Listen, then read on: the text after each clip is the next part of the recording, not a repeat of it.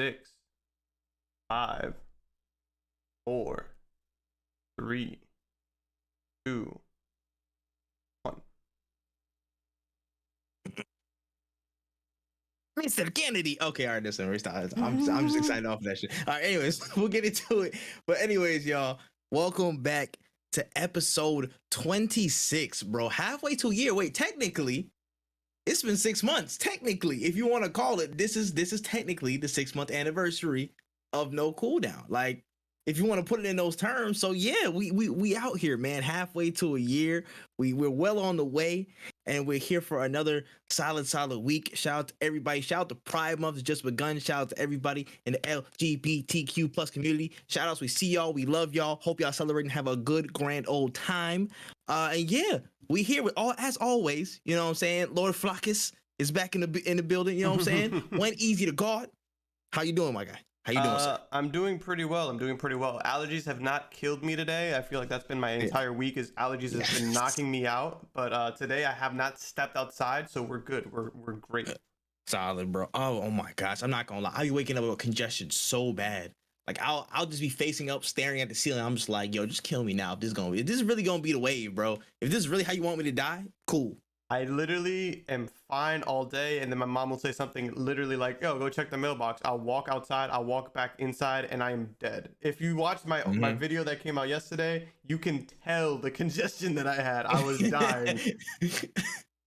Oh my gosh, bro. I feel that, man. I feel that. And then literally, I'm an idiot also because my room be getting hot sometimes, and I'm just like, instead of opening the main door, I just open a window. I'm like, man, shit, let me open a window sometime. And then when I'm literally stuffing up, I'm just like, yo, what's causing this? My dumb ass. So it's a whole thing in and of itself, but it's okay. It's all good. We live, we persevere, we fight through it. You know what I'm saying? Make sure y'all rate the podcast 5 stars on all audio platforms, Spotify, Apple Podcasts, Stitch Radio, Google Podcasts, Anchor. You know what I'm saying? Make sure you follow us on all socials at No Cooldown Pod. You know what I'm saying? At Wotaku channel where we are currently live. You can catch all the live recordings on that, so you don't want to miss it. You know what I'm saying? We got a nice couple of topics, man. It's been a pretty decent week, man. So you know, we got one big elephant in the room that we gotta address. But before that, you know what I'm saying, we got some stories in the way. You gotta get started. So you ready, bro? Yeah, I am born ready. All right, man. Let's get into it. Let's start with the warm up. Got 3 stories for you today on that, just to stretch out. So ever since the release of the movie, the meme wave has fully picked up for Morbius, man. Twitter and Reddit is doing all kinds of random shit, man. They saying it sold $320 billion at the box office. They telling people it's Morbin time all over the timeline. It's become an epidemic. And so much so that it seems that the meme community just have gotten Sony's blood flowing again because they decided to re-enter Morbius into 1,000 more movie theaters this weekend. So they saw all your chatter, guys. They saw everything you was doing. They saw all the memes, all the love, you know what I'm saying, quote unquote. It was getting, and they dropped more time slots. When what the hell's going on? When? It's funny because I feel like this is exactly what I said this when people bullied Sonic into being pretty. If this is what you wanted, so you better go watch this movie. Like, you better go to the time slots they added, because this is your, I don't want to say it's your fault, but this is the consequences of your actions. So if you're not ready to watch Morbius again, I don't know what to tell you, because it's Morbin time, and buddy, we're looking at you. Oh my gosh, bro. I promise I will never forgive any of you. Listen, there's also okay, listen. Here's my plight. There's been a wave of just revisionist history that's been going on with genuinely shit films and not good films. Niggas was saying that the old Fantastic Four were great films. I'm like, listen, I'm a Fantastic Four fan. I saw that in theaters when I was young. I had the DVDs. I had all that. It was not a good movie. It was not good. If some parts are entertaining, absolutely. Some of the cast was good. Oh, I agree. But the performance and stop. Dr. Doom, need I say more? It was not good. Y'all can't be making things that aren't good, turn around and flip it, put that thing down, flip it and reverse it, and make it a good thing. It's impossible now. But y'all are making it possible. Bro, I promise on everything. If we get a Too Fast 2 Morbius, I will slap the hell out of all you, bro. I promise. I got something waiting for everybody who's memeing this to hell. I promise you. Oh, I have never seen the movie, and I doubt that I will see the movie. But I have a strong feeling that Tyrese at some point says, "Are those fucking vampires?" And that's like all I really want to see. Like, I'm pretty sure that happened. Hey, yo, I saw it, bro. I saw it. Yo, he wasn't as ecstatic, but he was like, yo, he was trying to look at the bike. He was like vampires. Like, yo, like I know. I don't even have to watch the movie. I know he said it. That man is the exposition. No, he got his. I have unfortunately watched it. I did not, I'm not even gonna explain how I got to procure, a seat to watch it. Just let you know, allegedly. Anyways, I saw the movie, and yo, I could almost bet that was 85 to 95% accurate. When just said right there. All right, listen, I'm telling you, it's literally that close. It's not good, bro. If we get another movie out of this, bro, I promise. Sony are already diluted enough with some of these films, bro. They're already diluted enough. El Muerto, do we gotta go back a couple episodes and talk about that? Bro, we can't let them have this type of ammo. You guys are giving them ammo. This is not it, y'all. Please, just put your energy somewhere else, bro, because we gonna get a whole Morbin trilogy and a DVD set with commentary. It's just gonna go south fast, bro. It's gonna go south fast. That's all I gotta say about this bullshit. Oh my gosh, man. I need to take a deep breath, absolve myself of the I wanted to say morbid, but I can't say it now. I can't even say anything that has morb in it. I can't. Anyways. Let's move on to the next story of the warm-up.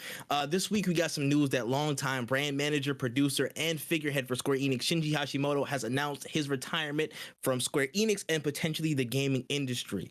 Now, after decades of experience leading the charge of franchises like Square Enix and Kingdom Hearts, his body of work speaks for itself, and we wish him the best in what's next. So, I just want to take this time. Salute, man. Give bro his flowers, bro. He's been under so many different projects, man. When I'm gonna hand it over to you in a second, but let me just give you a rundown, bro. Like, again, of course, I'm about to say Dragon Ball Z game, Dragon Ball Z 2. I'm about to say, hold on, let me see. All the Final Fantasies, including Final Fantasy 8. So I think he was part of 7, but he didn't lead 7. But Kingdom Hearts, Chain of Memories, Kingdom Hearts 2, Kingdom Hearts Re Chain of Memories, The World Ends With You, which is fantastic, by the way. Front Mission, I was about to say, executive produced JoJo's Bizarre Adventures in the 90s. Several Final Fantasy games again. Let me see. Dissidia was dope. Just so many different projects, bro. Chrono Trigger, he had some pull in. I about to say, like, his CV is extensive. Yes. It's funny because he used the fact that he was on Chrono Trigger on the DS version is really, really interesting because that was actually the best port of that game. Till this day, people have all agreed like the Nintendo DS version is the best. And when they make remakes of Chrono Trigger, or when they port it over, it's usually, everybody's always like upset if it's not the DS version because it had like animated cutscenes and like this. I mean, the list speaks for itself. Almost all the Kingdom Hearts, if not all the Kingdom Hearts, and then you have like a bunch of good Final Fantasy games. Like, you got to give the man his flowers. We appreciate all of his hard work and what he's brought to the space. And if it's retirement, hey, I wish you the best in retirement. I am happy that you started it and now you're at the end, bro. Just, relax. You did your work. You don't need to worry about us. I'm excited to see who takes the reins, but that is yet to be seen. And I want to see where the company goes from here. 100%. Always, I had to kind of put it on there. You know what I'm saying? Just give my flowers. Because of course, facts. I'm gonna focus in. In general, he's always been a big voice and a big presence in the gaming industry across several years. Like, you associate Square Enix shit, you associate Final Fantasy shit. Hashimoto's there in terms of names that have been involved. Like Hashimoto, Nomura, you know what I'm saying, Yoshida. That's pretty much the main 3 names that you're accustomed to. You know what I'm saying? Like, he did a lot, bro. He did a lot, and especially over the Kingdom Hearts stuff, my favorite game series. How I really kind of took that next step up into enjoying gaming as more than just kind of like a regular pastime that I wasn't really conscious of. Something that I'm actively supporting and loving and again, giving my energy to in terms of content creation to this day. That game was a big part of it, and in part, Hashimoto was such a big part of that coming into my life. So shout outs to Hashimoto. This guy is an actual GOAT. Yeah, man, wish him all the best for what's next, man, for real. Absolutely. Mm-hmm. All right, on to the last story of the warm-up. So the Universal Studios Hollywood Twitter went active this week to announce that Super Nintendo World is officially set to open its doors in early 2023 in California. So after the first Super Nintendo World opened in Japan in 2021, the popular franchise is making its way to the States with restaurants, interactive areas, and a first ride entitled Mario Kart Bowser's Challenge. So, I mean, thoughts on all this, man? Like, you know what I'm saying? Mario World actually picking up steam. They're actually showing up. That's pretty hype. I still want to go to the one in Japan, but that's still pretty hype. I'm not a big fan of amusement parks almost at all. I kind of hate them, but the reason I hate them is not because of what they are. It's mostly because everybody goes to them and ain't nobody trying to stand in line for 4 hours. I did it once. Not a big fan of it, and it's kind of annoying. But will I end up going? Probably. It's like, why wouldn't I? I love like, this is literally a video game. It's a video game amusement park. We have never been to one. They don't have them, and this is the first one. I gotta go at least once. Will I hate it? Probably. I'm gonna complain a lot. I'm gonna be hot because it's California, and I'll do a vlog about it, and it's gonna be super negative, but I promise you I'm probably gonna have a blast. Like, the whole vlog, I'm gonna be like, I stood in line for like 6-7 hours, but on the ride I'm gonna be having the time of my life. Nah, you're not wrong. You're not wrong, man.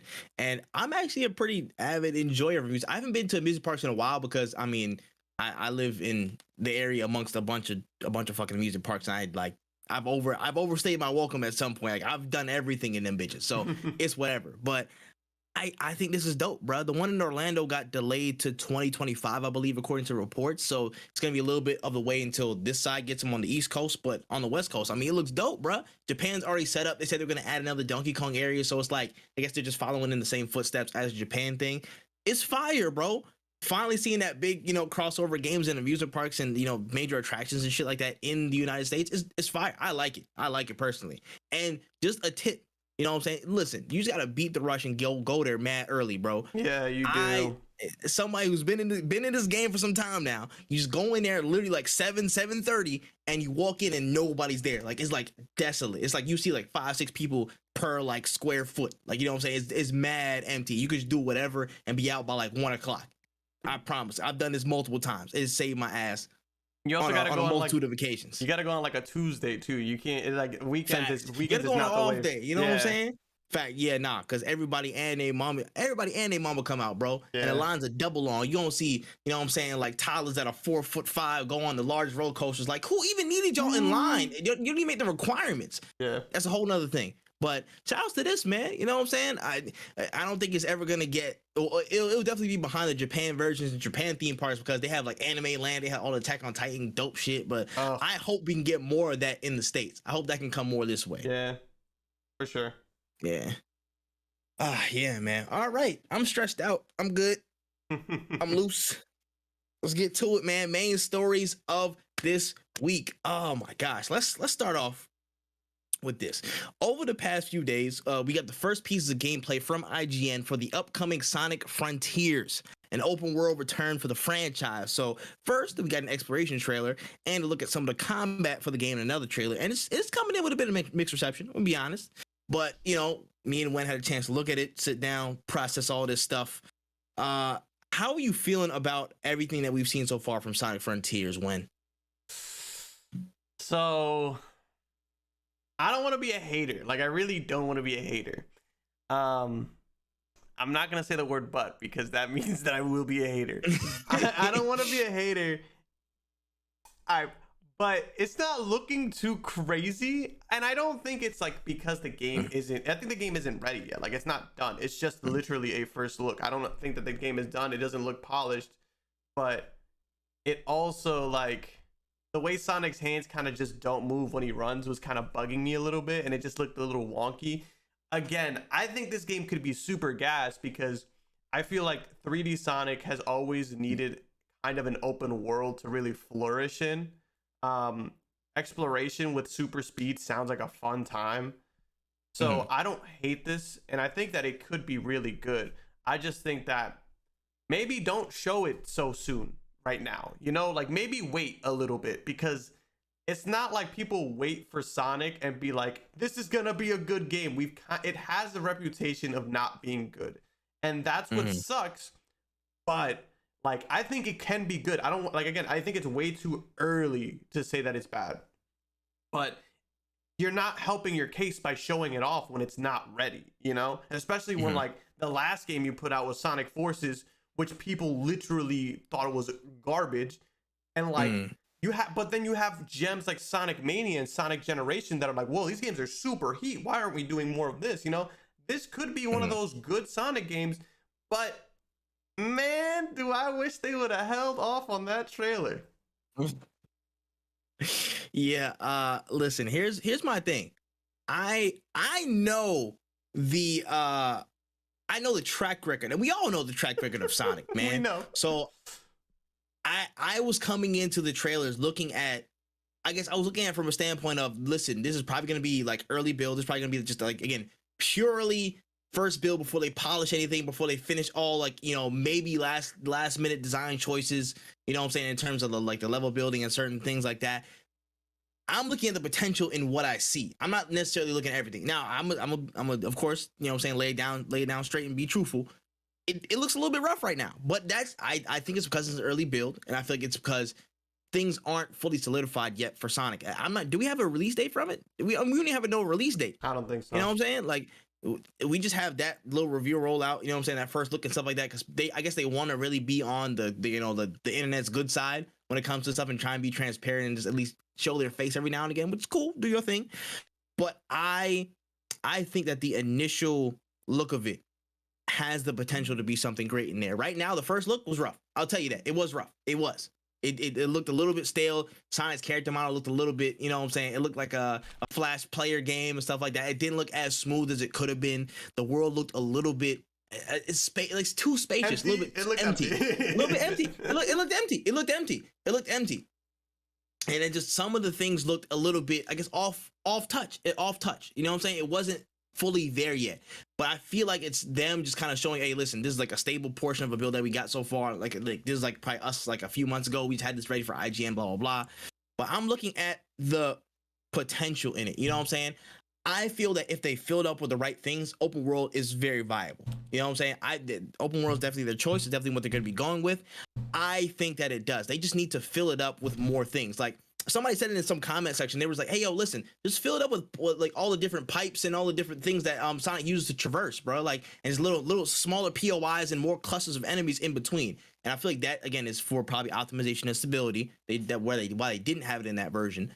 But I feel like that's going to be an easy fix where they just add more things to help him kind of, again, optimize on his speed. You can't have a slow Sonic where you just kind of like, you know, perusing around the map and stuff like that. You want to have a fast as hell Sonic, get to these different POIs as fast as possible, and then combat these enemies. Now, to speak on the combat portion of it, just correct me if I'm wrong. This is the first time he's not using no damn homing target thing. You know what I'm saying? Or at all, bruh. It's the first time I think I've ever seen that outside of maybe like fighters or something like that.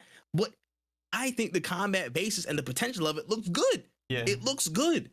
The one thing I will say about it, though, before I get into more of the positives, is just that circle thingy. Like, I guess the circle attack that was, you know, kind of like your basis to kind of launch people and do certain things like that. Maybe it could be a little bit faster. I'm not sure what's the button input for it, but maybe something about it needs to be a little bit more sharper. I just don't. I don't know. For some of the enemies, like, okay, you got to do that same thing like 18 million times. And I was like, okay, maybe there might be another way to engage besides just that. If that's like the only setup to kind of unlock some enemies and like, you know, get them hurt and kill them, I think there might need to be some more mechanics in there that support it. Now, I would say this is a good, you know, solid base. But if that's the only thing to kind of combat certain things outside of like, you know, the homing missile, I would like them to add more. But again, he's throwing air cutters. He's doing like mad punches and kicks. Like, yo, Sonic's actually fighting. I think that's a really good basis to start an open world game like that. Like actual Sonic combat. He's literally fighting. There was a section of it. Let me actually look at the video. There was deadass. He was just doing a whole like 20 combo with just straight air, like air strikes, like cut air. I was like, yo, that's dope. That's actually. Oh no. Did we lose Tripp?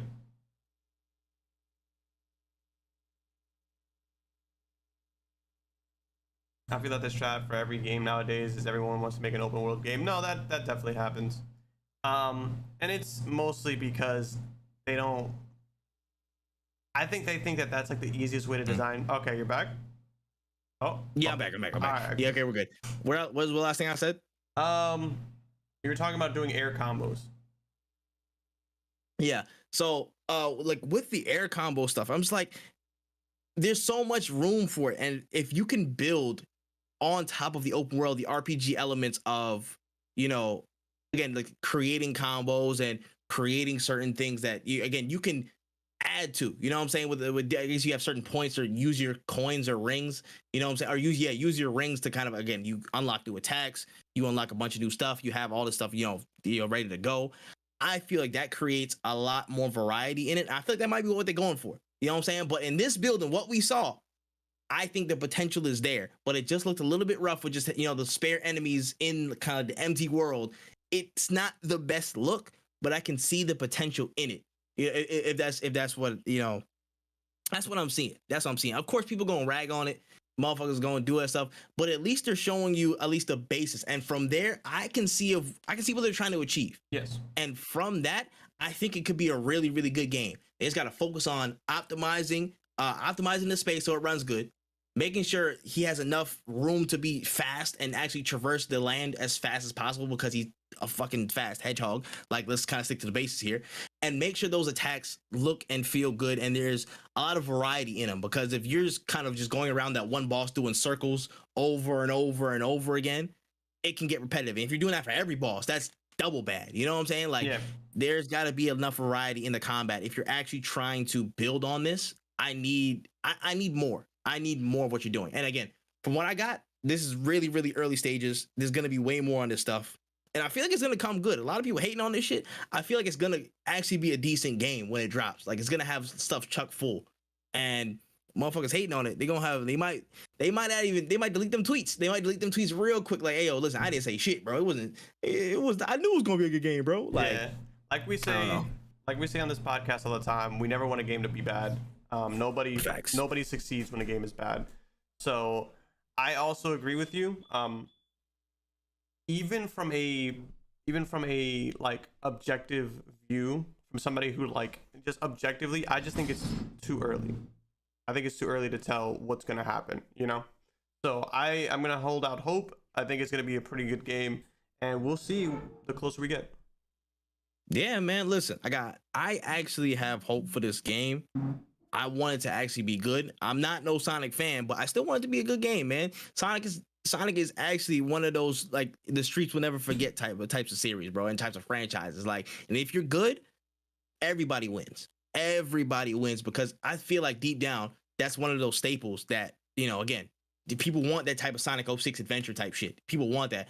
Also, another point, music. Please give me some dope ass music. I know you gotta hold it because y'all not sure yet. You know what I'm saying? It's not all there yet, but give me some bangers and we gonna be golden. Yeah. That's all I gotta say on that though. All right.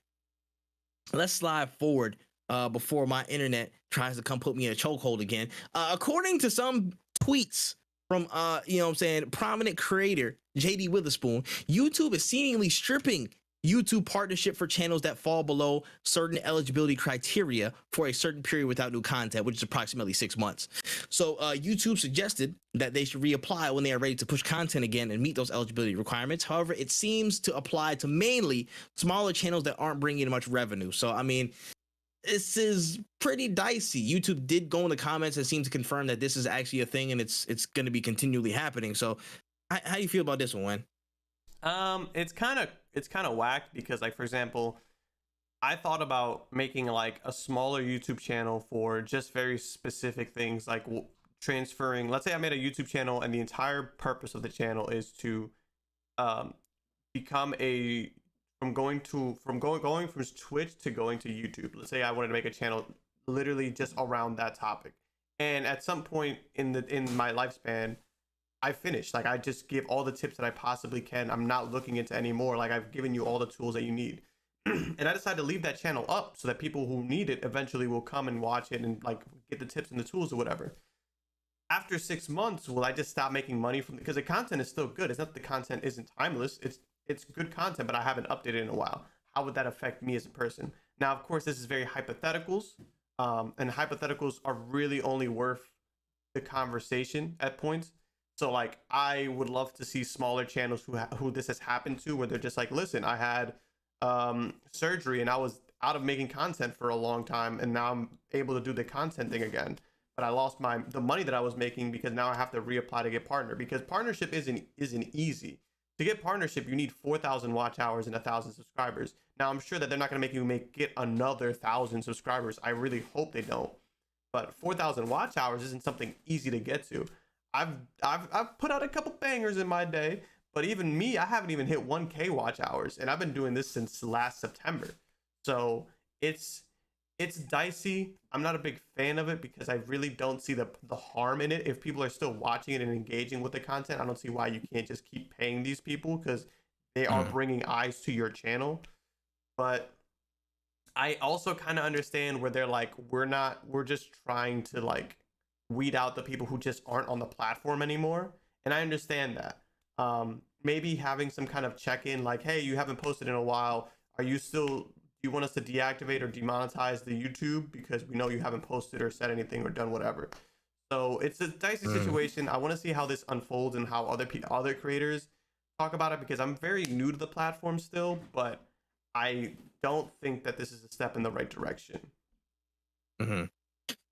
Yeah, I don't have too much to really comment on the situation other than, yeah, it sucks for, the main creators, like who are going to be affected by this, which is like smaller creators, people who might go through some crises, who aren't too far up on the totem pole, who aren't making like, like crazy ass YouTube money, like $1 million every video, like a Sideman or something like that. You know what I mean? Like, this is for a lot of people who are just going through some shit and just dropping them off after a certain period. Like, I mean, 6 months is a lot of time, of course, but like just dropping them off like outside of that program, like, and then they have to kind of just they can basically restart their whole push to get back up there again. Who knows where their just audience basis is at, what the state of their their viewership is. A lot of variables and unknowns to take into account. But yeah, I think a good, at least, mitigation tactic for some of the impact of this would definitely be to have like 2-month, 4-month final warnings before, hey, yo, listen, we're gonna remove you if you haven't posted in a while. Like, hey, we just per certain policy, we gotta like let you know. I think that would be a good change, going forward. Just give us a reminder. Life happens. Shit happens like literally every day. So I guess from a business standpoint, they're trying to save some money here, not pay as much people, whatever. Like, y'all gonna run how y'all run, but at least give people notification before they keep going, to at least put something up there and keep rolling, because for a lot of people, it might not be the craziest money in the world, but some money that they bring in, some revenue that they pull from YouTube is still beneficial to their life, and without it, it could change some things in their situation, their life setup. So they need those warnings ahead of time, man. Some people are forgetful. You know what I'm saying? Some people don't want to be dealing with some YouTube shit if they got real life shit going on. So a reminder at certain intervals would be nice. Yeah. For real. I was about to say, all right. Moving forward, man. Gosh. Oh, man. These bum ass niggas. Anyways, let's get into it, man. So this week, as Obi-Wan the series continues to roll on and have some great episodes, especially this last one. It was good. It was so good. The mouth breathers and Neanderthals of the Star Wars fan base have come out to bash Moses Ingram, aka Reva, from the show, aka the Black Inquisitor, if you guys have not seen the show at all. Apparently they've been sending her hundreds of racist messages on Instagram, and the kicker for some of this bullshit is that people have been trying to defend the bashing by saying, oh, we supported other black characters in the Star Wars universe, and they had this picture with the other 4 black characters and stuff like that, and they put John Boyega in there, and I was like, didn't y'all give him the most like vitriol and hatred like of all time out of anybody in Hollywood in that period, just for being in the movie, like, at all? And just to add some extra context to this situation, Obi-Wan star Ewan McGregor came out to condemn the losers bashing Moses by saying that if you're sending her bullying messaging, you're no Star Wars fan in my mind. So, I mean, let's talk about it real quick. Like, we might have to do a tier list for like the worst fan bases of all time, because they're oh, that's a video idea also. Nobody take that shit. Go ahead, Win. I honestly, so I've been a Star Wars fan for a minute. I never talk about it though. Like, you don't ever see me talk about Star Wars very much. I do here and there. Like, sometimes I'll let it slip that I'm a fan. And the reason I don't anymore isn't because I don't like the movies, isn't because I don't like the franchises, isn't because I don't like the lore. I love Star Wars, but I don't talk about Star Wars because I think that this community deserves nothing. I think that all of the Star Wars stuff should just get wiped from existence, because I genuinely feel like that's what a lot of people just want. Nobody's fucking happy whenever you see these big ass fandoms and anything. Like, it's always hate. Every time there's a new Star Wars anything, it is literally hate. The only time I've ever seen really good, positive Star Wars reactions was when The Mandalorian dropped, and that was after all the hate from Episode 9. The Mandalorian is a character that literally you don't see his entire face whatsoever. It's literally basically Star Wars without anybody but like a few white people here and there. You know what I'm saying? Like, it was very much, that was the only time I've ever seen people actually like not bash it. And I'm pretty sure if I look, they bashed it at some point. There is some kind of bashing. This fandom is disgusting. I've said it for years, and this is why I don't talk too much about Star Wars, is because every time I think about all the cool shit that I like about Star Wars, like, I'm literally playing The Last Jedi now, and I'm having a blast. It's such a cool game, but like, I don't even like posting about it because I just hate engaging with the fandom because they're so disgusting. Like, when I saw all the stuff that happened to John Boyega, when I saw all the stuff that happened to oh my god, I can't remember her name, but she played Rose in the last trilogy.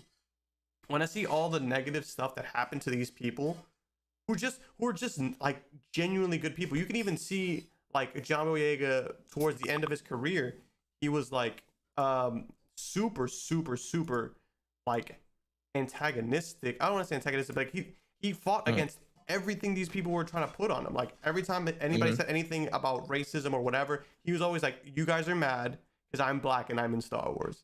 And he's right, because that all he did as soon as his face showed up on that first trailer, it was nonstop beratement.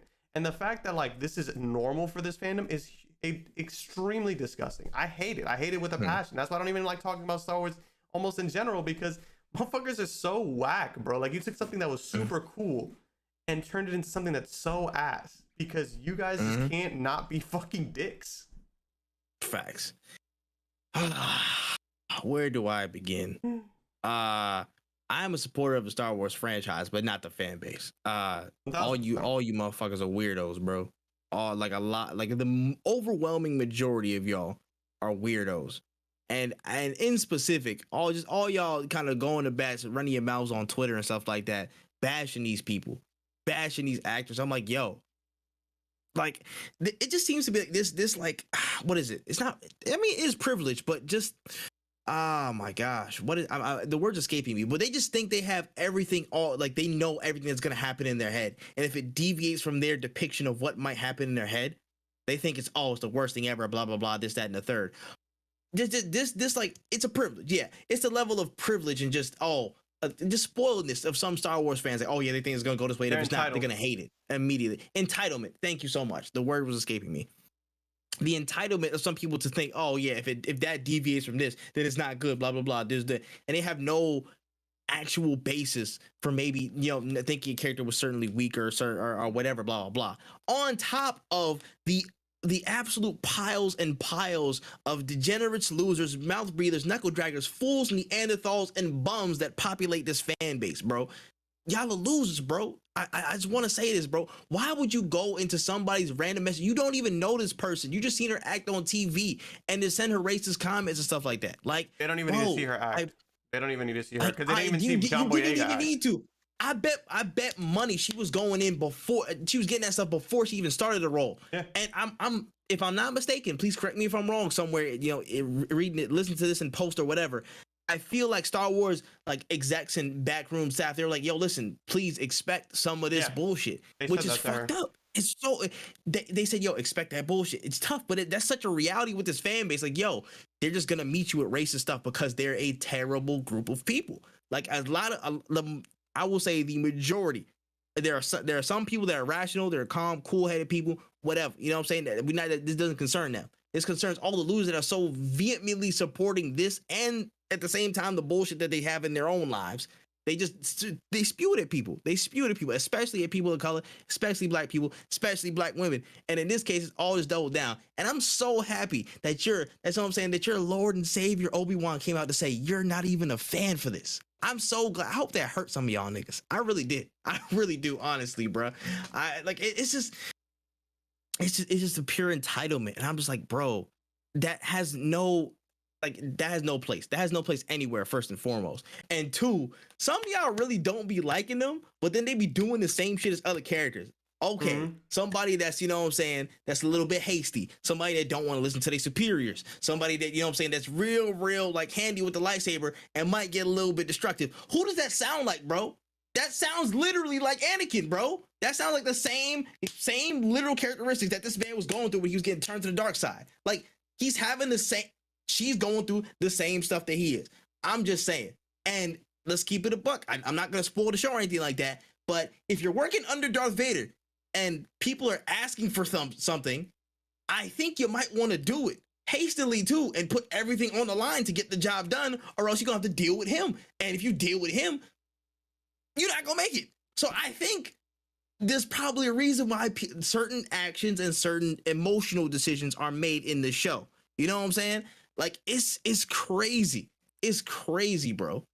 It's nuts, because like I think about it, like I like, and not to be like quote unquote political or anything like that, but like there are people right now who are angry about a fictional character in a fictional series in a world that's completely made up, who are like want to do physical harm to an actor portraying this character, and that same person gets the same amount of like rights and voice in shit like government and stuff like that. Like on a day, like I have to live in a society with these people and treat them like my peers, like my equals. Like, you guys are disgusting. I hope that you guys never find peace if your favorite pastime is DMing people and threatening their lives because of a movie franchise you liked as a kid. I'm gonna keep it a stack with everybody. I like the Star Wars movies. They're not fucking cinematic masterpieces by any stretch of the imagination. These are movies that were made for kids and like in that teen era, and they will never go past being for teenagers. Like, it's a movie, it's a franchise meant for the family. Y'all need to grow the fuck up. If y'all have not seen the little segment interview with Freddie Prinze Jr., yeah, oh my god, I need y'all to go watch this, bro. That is one of my favorite videos, and my friend showed it to me years ago, and I was like, bro, one, it opened our eyes to like just the general plot of the story, and two, was like it doubled down, like, yo, a lot of y'all are just weirdos, bro. A lot of y'all are weirdos. Yeah. He put it down so well, bro. He put it down so well, and he was echoing the same things that you're saying. Listen, in the 70s, it was made for kids. The prequel trilogy, episode 1, 2, and 3, 4 kids. The next series, 4 kids. This series, 4 kids. The Mandalorian, 4 kids. Book of Boba Fett, it's 4 kids, y'all. Y'all are 40, 45-year-old grown-ass men. Yeah. Storming somebody's comment section just because you don't like her performance. And probably because of the fact that you're just a racist piece of shit. But that's also beside the point. Like, it's just like the basics of like, yo, this is not meant for you. You're not the target audience first and foremost. And the fact that you have so much pent up aggression over the fact that, you know, certain things are the way that they are, it's crazy to me, bruh. And I'm just like, yo, bruh, do you really think in a universe, in a fictional universe with thousands and thousands and thousands upon millions of different species, you wouldn't think that maybe one black person would be some force sensitive that's actually had a prominent role? You know what I'm saying? Like, what are they talking about, bruh? Like, it's crazy, bro. And I feel like just because, again, she's a black woman, throughout the show, certain things that she does, they just amp all their frustrations up to like a 10 just because she does certain things, or, oh, how was she able to do this thing so quickly, blah, blah, blah. But if you actually paid attention to the show, she literally tells you, or it's probably not even that hard to figure out in the first place. You know what I'm saying? Like, it's just some things that are so amplified just because of the fact that she's a black woman. It shouldn't stand, bro. Closing statement for me. y'all are weirdos, bro. Star Wars fan base, like at least a solid 60% of y'all are weird, bro. Y'all need counseling, y'all need help, y'all need Jesus, and y'all need to go drink water and clear your grimy ass faces because y'all disgusting. Yeah, my closing statements will be if you are the age of 25 and you are still arguing with people about Star Wars, write something or shut the fuck up. Like, that's just how I feel. I have my issues with Star Wars franchise, so I sat down and I tried to write my own sci-fi story. It's not done. I'm working on it. I'm not saying I quit. But I realized how hard it is. And I was like, you know what? Let me shut the fuck up and let them do their work. Because at the end of the day, I didn't create this franchise. George Lucas did. And you know what? He still has say in a lot of shit. And the people that have say in this entire franchise are people that he said, you need to have say in this. So at the end of the day, if you don't like it, guess what, buddy? Just because you bought a bunch of little action figures in the 80s, nobody gives a fuck. We moved on. Move on. I'm sorry. Comment of the day, bro. Shout out to Jay. I think I saw a lightsaber when the Capitol was being stormed. That's great. Y'all some losers, man. Go touch some grass, please. For the good of everything that is just pure in the world, man. Gosh, touch some grass. Anyways, getting off of that stupid news. Moving forward. Pokemon pulled up on all of us this week, y'all. If you didn't, you know what I'm saying? If it was just outside your mind, if you forgot a little bit, they dropped a new trailer for Pokemon Scarlet and Violet, man. Seeming to have a past and present theme. The trailer showed off new views of the pure open world that allows you to experience the game in a non-linear fashion. The new professors Sato and Turo. I was about to say, I didn't even peep the future and past little theme right there for Sato and Futuro. Okay, I see you right there, Pokemon. I see him doing it. They got the new starters, Lechonk. Shout out to Lechonk, he's a beast. And new legendaries Koraidon and Miraidon. New customization options, including solid hairstyles for black folks. Oh, finally. And the news of 4-player co-op making a full inclusion into the game. Now it's set to drop November 18th of this year. And Scarlet Violet, they might be cooking, bro. They might be cooking, man. So, I mean, thoughts on everything, man. What's going on? First things first, it drops on the 18th. My birthday is the 15th. The Wotaku Kofi is open, just letting y'all know. But besides the point, donations, gifts. I appreciate. Well, I was literally about to say I appreciate you guys for all the gifts. Nobody sent me anything. Hey, listen. Sister Avanti, you didn't have to make it 20. Next time, make it 40. You know what I'm saying? In the Nintendo eShop. You know what I'm saying? You didn't have to give it, but you did. But next time, double. You know what I mean? My favorite, but it was a pretty sick trailer. I enjoyed. It's funny because people were giving Violet a lot of shit for their design on the legendary. Hey, I think it looks fine, but the game looks sick. I might actually. I say this every year when a Pokemon game comes out. I'm like, man, I'm not gonna buy it. I usually end up buying them, but I didn't buy the one. I didn't buy was Arceus, and apparently that was the one I should have bought because everybody was like, dude, it's the best Pokemon game. I bought Shining Pearl because I was just like, Pokemon or whatever. I am definitely probably gonna cop this. I'm definitely probably gonna cop this. Definitely probably. And I think it's gonna be a sick game. 4-player co-op in a Pokemon game is nuts. I wonder how it's gonna play out. I wonder if you get in a battle, will I just be able to walk around while you're battling? Because I think that would be fine. I don't want to have to watch you battle things if we're all together. But I also would just like to see how it works in the grand scheme of things. I want to see the kind of things you can do with your friends in there. And honestly, I think it's gonna be a pretty sick game. It looks dope. The professors definitely look way too hot to be in a kids game, bro. I don't understand why. Ridiculous. That doesn't make any sense, bro. I'm like, yo, who's behind this? Who did this? Why is the professor's jawline so strong? I'm so confused. Yo, they was like, yo, he a Giga Chad for real. I was like, yo, that don't make no sense. It's actually insane. But it looks cool. The Pokemon look cool. I'm excited. I'm actually excited for a Pokemon game, which is funny because I usually the excitement doesn't really hit me until November, and then if I have the money, I'm like, sure, I'll cop a Pokemon game. But this time I'm actually I'm looking out for this. I'm excited for this. Very, very, very much so. Again, my general reaction, as for me, I don't have a Switch at the moment. I usually, allegedly, borrow something from my brother every now and again. But I'm buying a Switch before this game comes out. You There's said been that certain things about. that have been You pushing. said that I about Mario know, Strikers. I know, I That's know, just I on did, Friday. I know, I did, I know, I did, I know, I did. But things came up, damn it. Things came up, and I have a Switch I can acquire still. All right, so let's relax here. Let's relax. Let's relax. But hey, listen. I just want to say 100% though. If I wasn't getting a Switch before, I'm getting it before the end of the year to play this game 100%.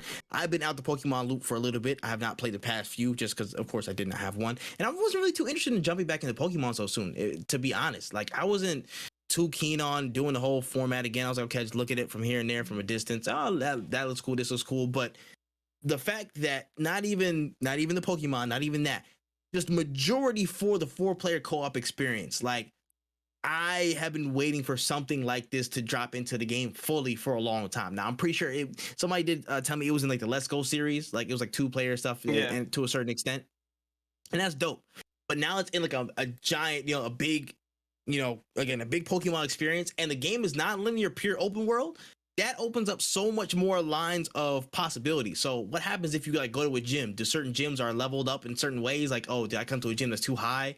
Do I need to change, or will they adapt to your level? Will they have squads or things for your level? Again, just flat out, the 4-player co-op is gonna be fire. I don't know if we can take on gyms like 2v1 or double it up. You can pull up on people wherever in the world and just do your thing. Also, another question: would the open world be just kind of relegated to the area that each of y'all are in, like a certain zone, or is it purely open world exploration? Like if we're both in one session, if say all 4 of us are in one session, like me, you, Cray, Negus, or whatever, we're all in one session, right? Can we all go wherever we want, and then we can just meet or pull up on certain people at certain times? Like, oh, if I can see you on the map, like you're in you're in a certain town over here, and I pull up on you and I want to battle you or whatever. Can I do that, or is it just, oh, I can get summoned and we're all kind of in this certain area? Is it relegated to one certain zone? That's a question that needs to be answered. But for now, I'm just going to kind of leave that up to interpretation. But the look of it, 4-player co-op is fantastic. Customization options, and I'm going to throw it back to you in a second for this. This looks so good, especially for the black hairstyles that we saw in the trailer. That looks fantastic. Fantastic. Finally, we're seeing some major headway being done with, again, just the work on it, man. It looks dope. It looks dope, and I can't wait to get in there, bro, and really, hone down and customize my character to get it. That's just perfect, man. But I'm gonna throw it back to you, man. How you feel about the hairstyle stuff? The hairstyle is sick. I love the representation. We love a good customization in any game where you're making a character. It's great to see that going from like just adding whatever name you want to now being able to actually create your own character, and how long we've come in the Pokemon franchise. I think it's awesome. I'm excited to see all the stuff because they showed off some stuff, but it's not everything, because we know that there's always going to be extra cosmetics, extra things you can unlock, or extra things you can buy. So I'm excited to see what else is in store. The customization is going to be sick. Honestly, it just looks like a great big upgrade from what we've had so far, and it just looks up. Like I don't see this game being bad. I agree 100%, man. I am very, very interested. And also, I'm pretty sure it's going to be compatible between versions. So it's like, oh, people from the past version, they'll have certain, they'll have certain, features of their map and stuff that are different. It'll probably be the same towns, but the looks might be different depending on whose game you jump in or who hosts it. They'll figure it all out in time, whatever the semantics. But also, shout outs to all the new Pokemon that we saw. Lechonk is clearly my favorite. Shout out to Lechonk. He is great. He is fantastic. Any new Pokemon stand out to you? Honestly, just the legendaries just look super sick. Like this is like the first set of legendaries that I was actually excited to be able to catch, because Scarlet legendary looks nuts, but I'm probably gonna end up buying Violet just because I feel like everybody wants to get Scarlet.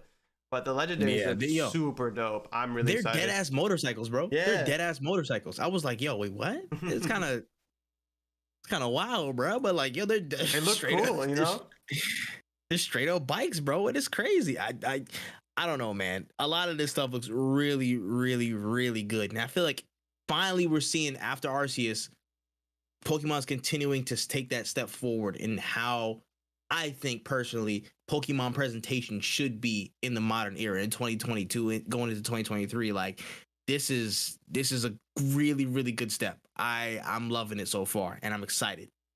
No, I am too. I can't wait for this game. 100%, 100. But yeah, shout out to the professors, bro. Hold on one time. Like, I gotta, you know what I'm saying? What y'all got? You know what I'm saying? On What's the what y'all filming starters in that looking Pokemon like? Center?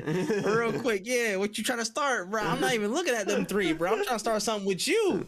What's popping? Hold on, Sato. Hold up. Like, hey, yo, bro, that's crazy. I'm gonna be on that first starting screen for a little while trying to figure out my name. I said my name is My name is whatever you wanted to be, baby. Facts. All right, man. Moving on to the main event of today and the main event of the week, rather. We had the PlayStation State of Play for 2022 all yesterday for about 30 minutes from 6 p.m. Blah blah blah. All that time slot stuff. We had some reveals, man. About 30 minutes worth of some stuff through there. I wanted to kind of split it up first. We'll go through, I guess, order of prioritization. So we'll start with, some of the smaller releases, and we'll work our way up to the top of the list. So let's begin with some quick ones here. We got Tunic, the PlayStation. Of course, Tunic was Xbox and PC exclusive, and now it's getting moved over to the PS4 and PS5 on September 27th of this year. How you feel about that? Cool. Great game. I played it. Awesome. PlayStation fans, if you're a fan of indies, I highly recommend. Yeah, that's one I need to touch. I need to get to this year, bro. I'm definitely gonna get, you know what I'm saying, get a playthrough on that and finish it, because this game of the year list is gonna be kind of extensive, or at least top games of the year. Yeah. It's gonna be pretty extensive. Cool. And then next one up, we got Season Letter to the Future. So we got a first look at Season. It looks like an interesting mystery / exploration game. You're meeting different people, you're kind of recording stuff, you're taking pictures, and the environment opens up. Looks really, really beautiful, by the way. A lot of, I guess, PS5 sensor haptic stuff involved. Dropping fall 2022 for the PS4 and 5. How did you feel about this one? I'm actually excited for that. If I get a PS5, I'm definitely copping. It looks interesting. Mm-hmm. It kind of reminds me of Road 98, I think is what it's called. Mm-hmm. Road 96. It was an indie game that I played a little while back. Really, really great concept of I'm assuming in the game you want to go and visit as many people before the season ends, or you'll visit these people again after it ends and see what happens and what this world is like. Very excited. It looks like a really chill vibe. Looks like it's gonna be a crazy story. Yeah, and again, just the aesthetics look really, really dope, man. Go Black Boy, go. We see you, King. Do your thing. Get them stories, dog. Yeah. Next up on the plate for the State of Play, we had some PSVR 2 stuff, a whole bunch of stuff. So just to go down the list, we had Resident Evil Village that's coming out on an unreleased date. It's looking actually really, really sharp for VR stuff. Yep. The second one was Walking Dead Saints and Sinners Chapter 2 Retribution, stepping into the shoes of the tourist from the first game in a new campaign with new maps, tools, and challenges as you fight an organized faction across New Orleans coming in 2022. No Man's Sky, rebuilt from the ground up for PSVR 2 with no timetable for release, and Horizon Call of the Mountain, which is a take on Horizon from a new character standpoint, Ryaz, a former Shadow Carja warrior looking for redemption with some really cool views now in development, no timetable for release. How do you feel about these VR stuff when?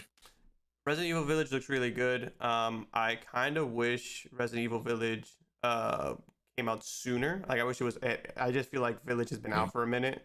Yeah. And I think if it would have dropped let's say 6 months or so after the original game, it would have been crazy. Or even alongside the game, but still looks really good. Looks really fun actually. Walking Dead, sure. Not a huge fan of the Walking Dead franchise games, especially ones that I never really heard of like that. Yeah. So we'll see about that one, but it does look interesting. No Man's Skies, always gas. Very excited that it's getting VR. That franchise is awesome, bro. VR, they're dropping so much shit. Yeah. They're dropping so much stuff. VR No Man's Skies might have to be a cop. If I end up getting a VR headset, it definitely might have to get played because it looks really dope. Let's see what else. And lastly, Horizon. It looks good. I'm just not a huge Horizon fan. I feel like with VR games, you're not necessarily buying them because the games are gonna be super crazy. I hope that I'm wrong. I hope that this game is extensive, but I feel like the main appeal of VR is being in these worlds that you're already aware of, And because I'm not a huge Horizon fan, I'm not super excited for it, but it does look good. I will not say that it looks bad. It looks really good for a VR game. And I'm excited to see if like this character crosses over with the future Horizon games. Yeah, we just might. And you never know. We don't Never know. Never know. All right. Sliding forward, we can slow down just a little bit. From Studio Psy, Eternites is some sort of like, it's like a dating action sim, like, or dating sim / action game in a post-apocalyptic world where life is basically survival, scavenging, and finding the right spot for a night date. So we have some dungeon exploration, some really dope visuals, man. Animated cutscenes. We had some like traversal on a bike and a sword. Like it looked really, really dope. Actually, it seems like a really interesting blend of genre, and I'm interested to see how it pans out. To be honest, man, how you felt about Eternites? I wonder if Eternites is gonna be safe to stream. That's like was my biggest concern. Bro, I was like, low key. I was just like, yo, PlayStation. All right, cool, interesting. It definitely. I'm not knocking it. I definitely would be interested in playing it. It seems very interesting, and it's honestly, I've never seen somebody like promote a dating sim. Like most games have dating like sim this heavily. Yeah, like I've seen dating sim integrated into things like Persona. You can like date people, or you can like build relationships with people. But I never seen a dating sim. That's not the main crux. Yeah, that's not like. It's. I never seen like them actually announce like dating sim blah blah blah. Like So I'm actually excited. I want to see what this game is because if they're pushing it, I think it's probably gonna be some heat. So I wanna say that this is might be gas. Might have to cop up even with like my own money. Yeah, that is actually insane that his actual power comes from his right hand. That's a pause. Yeah, that is kind of nuts. That's a pause. That is kind of nuts. That is a pause. Oh my gosh. They do it different over there, They do it different overseas. Yeah, they do it different on that side, bro. It is what it is, bro. But some of the sequences actually look really, really cool, man. And again, they have fully animated cutscenes, so it's like it's an anime. So it's like it's actually pretty interesting. Low key, I would give it a shot on stream though. I would, unless depending on the ratings, big dog. Depending on the ratings. I'm not figure this out. I'm not trying to get canceled on YouTube. You know what I'm saying? Like, we're not even. I'm not trying to be on no Twitch fails comp, bro. I'm not trying to do none of that, bro. I don't want to be on no compilation talking about streamers that have been banned this month. X, like, nah, bro. I can't do it. But now this looks dope, man. Dropping early next year. I'm gonna keep a side eye on it. It's a side eye for sure. All right, man. Next up, we had some new gameplay dropped at the presentation for Stray, showing off some of the traversal and graphics of the game. It's actually looking kind of smooth, and it confirmed the rumored release date of July 19th of this year. So next month at this point. And it also confirmed that Stray will drop on PS Plus Extra and Premium the same day, of course, at no extra charge. How are we feeling about this? How you feeling about Stray? That game looks cool. I want it. If I get a PS5, I'm definitely playing it as soon as I get the PS5. I think it's going to be actually pretty interesting. I said this in my reaction, but I also like Annapurna doesn't really make bad games. Like they make bangers. And some of these games are like classics. So I think that this game that's getting pushed by PlayStation, yeah, this might be a banger. Like we might be talking about Stray come down the line, and it might not be like, yo, this is the best game ever made, but it's one of those things where it's like, yo, you really should play it. It's a pretty sick experience. Hey, I'm calling it right now. Straight game of the year. Elden who? Yeah, that's what I thought. Do they have cats in there? That's what I thought. Okay, cool. Appreciate that. Thank you for your time. That's all I'm saying right there. But no, I actually do want to give this a shot. It's probably gonna be like a solid 40 or something like that. I'd play it. Yeah, I definitely want to play it. It seems like it actually might have an interesting narrative because like it's like a robot strapped to the cat's back, and like that's where a lot of the dialogue comes from. Which it seems really, really interesting. Honestly, I'm keen to see what might come of it. For sure. I can't wait. And if you have PlayStation Extra, which I plan on getting, even if I don't have a PS5, I definitely want to try it out. Word for sure. Coming to a bit more of the bigger releases and a bigger, you know what I'm saying, I guess, confirmations that we got of gameplay and whatnot. From the mind behind Ollie World and at Roll7 Studios, the game Roller Drome focuses on the concept of a new blood sport that involves a lot of guns, melee weapons, and rollerblades to stay on the move. Now, the gameplay was showing a lot of different stuff and a lot of new mechanics, like, of course, dodges, stuns, and trick mechanics to help spice up the levels and keep the flow going when you're playing the game. It's releasing August 16th on the PS4 and 5. What's going on? Game of the year. Hey, let's talk about it, bro. Talk about it. Easy game of the year. This game looks insane. I really think that it just looks fun. It looks like a really fun game. I want it. I'm upset that it's in August because it's just August is not soon enough. This game looks fun. I had a lot of fun with Ollie World, and if this game, the developers, I should have known it was them. I should have known it was them. Such a the good concept. The gameplay looked too smooth, like, honestly. Yeah, it's like if Tony Hawk had guns. Like, that's what it felt like to me. Like I had a lot of fun in that era of gaming, and I honestly cannot wait to see what this game is like. I want to play it. If they end up giving me a code, I'm buying a code just to give it away, because I think we need to support this game. We need to protect Rollerdrome at all costs. Yeah, now high key Roll 7 be putting out heat. I feel like it's time we need to, back them a little bit. This looks super fun. I immediately was like, yo, Roller Champions with the 9? That's kind of crazy, big dog. Nuts. That's wild, but it looks really cool. I'm not even gonna lie. It's a very interesting and novel concept. Oh yeah, I didn't expect anything like that. I was just like, oh, roller skates, and then I was like, whoa, this is awesome. Yeah. Oh my gosh, yeah, that was great, man. That was great. Shouts to them, man. I can't wait for August, man. Like, I feel like it might be that's like a good time period as well, with not all the major joints dropping just yet.